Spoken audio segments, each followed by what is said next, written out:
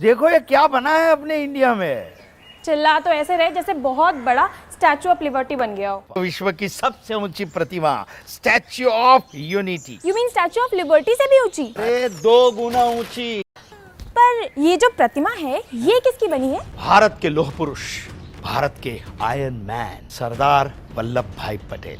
नमस्कार दोस्तों, यह वीडियो भारत के गुजरात में बनी दुनिया की सबसे ऊंची प्रतिमा स्टैचू ऑफ यूनिटी के निर्माण के बारे में है। बिल गेट्स के साथ बातचीत में प्रधानमंत्री नरेंद्र मोदी ने कहा कि स्टैचू ऑफ यूनिटी एकता की ताकत का प्रतीक है और इसे गुजरात के सभी गांवों में इस्तेमाल किए गए कृषि इनपुट और उपकरणों का उपयोग करके बनाया गया था, जो मूर्ति के निर्माण में एक वास्तविक एकजुट प्रयास का प्रदर्शन करता है। यह प्रतिमा राष्ट्रीय एकता का प्रतीक है और इसे देश भर के गांवों से इकट्ठी की गई सामग्री से बनाया गया था। What is required to build a grand monument? Tons of concrete, iron, copper, and an even stronger intention. अभी जानते हैं कुछ फैक्ट्स स्टैचू ऑफ यूनिटी के बारे में। यह प्रतिमा भारत के लौह पुरुष सरदार वल्लभ भाई पटेल को श्रद्धांजलि के रूप में बनाई गई थी। 2 स्थान, यह गुजरात में नर्मदा नदी के तट पर साधु बेट के नदी द्वीप पर सरदार सरोवर बांध के नजदीक स्थित है। 3 ऊंचाई, 182 मीटर ऊंची यह प्रतिमा दुनिया की सबसे ऊंची बताई जाती है, जो चीन के स्प्रिंग टेम्पल बुद्ध की ऊंचाई से 177 फीट ज्यादा है।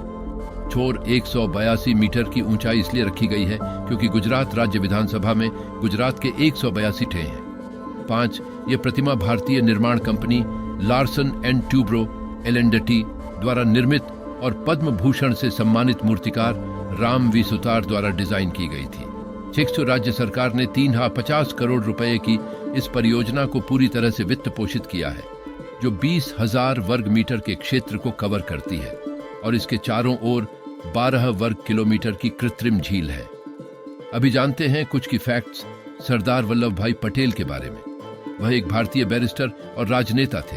भारतीय स्वतंत्रता संग्राम के दौरान भारतीय राष्ट्रीय कांग्रेस के प्रमुख नेताओं में से एक। उनका जन्म 31 अक्टूबर 1875 को गुजरात के नाडियाद में हुआ था।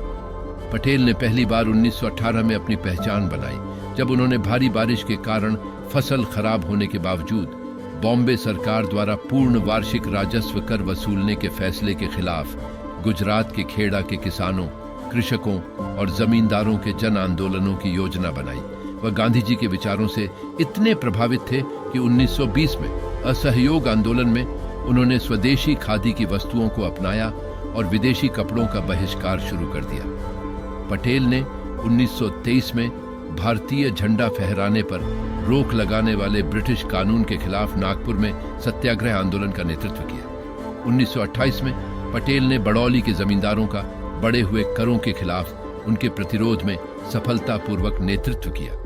बड़ौली अभियान के उनके कुशल नेतृत्व ने उन्हें सरदार नेता की उपाधि दिलाई।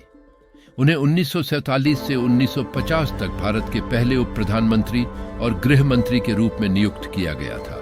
उन्हें रियासतों के शांतिपूर्ण एकीकरण और भारत के राजनीतिक एकीकरण का श्रेय दिया जाता है।